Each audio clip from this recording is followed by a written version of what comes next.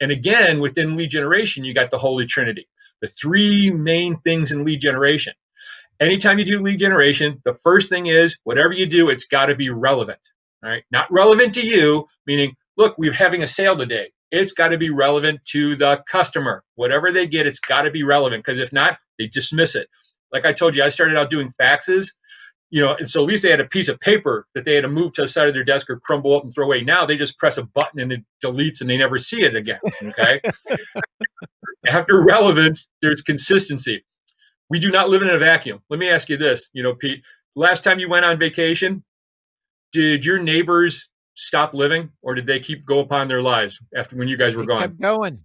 They kept going, That's brother. exactly right. It just keeps on going. And that's what happens too. If we stop our lead generation after we get it going with good relevancy and touching them the right way, if we stop it, they'll go out and find it somewhere else. They'll go and find a competitor that'll give them that same good information, and you have just lost a customer. So you got to be consistent. Relevancy, consistency, and finally timing. And I'm not talking, necessarily, this is when we're having a sale or this, that kind of thing. I'm talking about knowing your customers' circadian rhythms. Are they morning people? Are they evening people? Do they buy like this? Do they buy like that? What kind of areas do they live in? How do they move?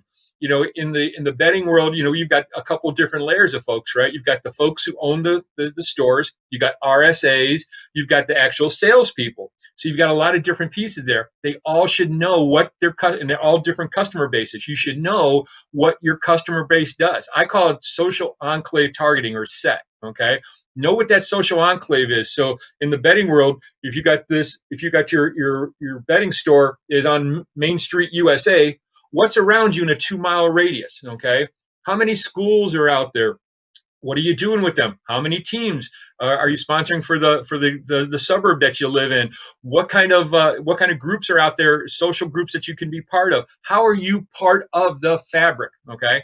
Now, if we take it and we kind of move from another direction, for other folks, look at it this way. So RSAs or companies. It's the same thing. You want to be looking at those people, that you're going out to. What is it that is relevant to them? What rings their bell? What are they involved in? What's important to them?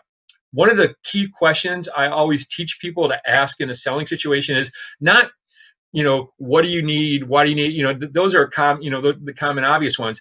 I make sure that people ask things like, tell me about your goals for the next 5 years. Where do you see your business in the next 5 years? That will tell you how that's going to dictate their buying behavior, will it not?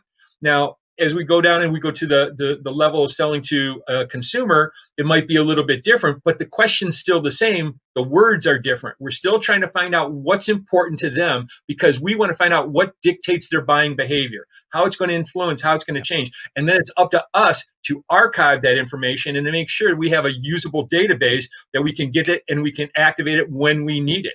And that's how we go out to the public, and that's how we start to stimulate business going forward. And one of the things we're going to talk about, I hope to talk about today, is my SIT Blitz. Okay, it's my proprietary Blitz system that works again on customers as big as Fortune 500 to folks who have a betting store, and how to do that. And it's just a matter of working the core business principles that I've been talking about here for the last couple of minutes.